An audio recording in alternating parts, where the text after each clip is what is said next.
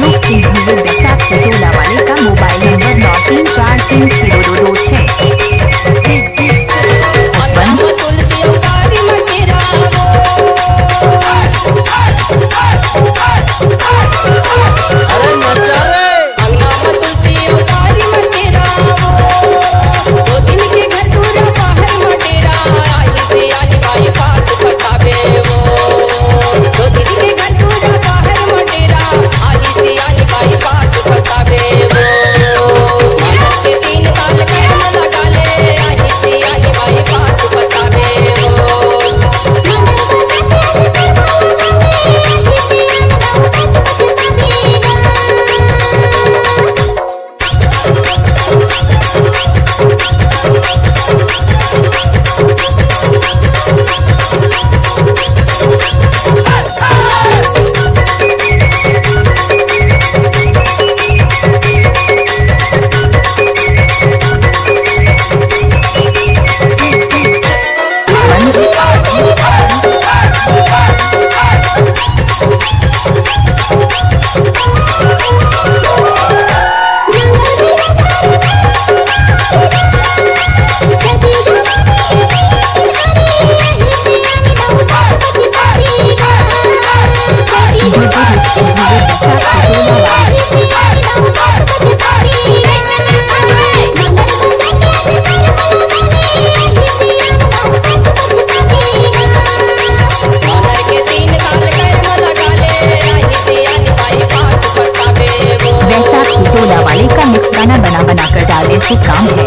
रूपसिंह धुर्वे का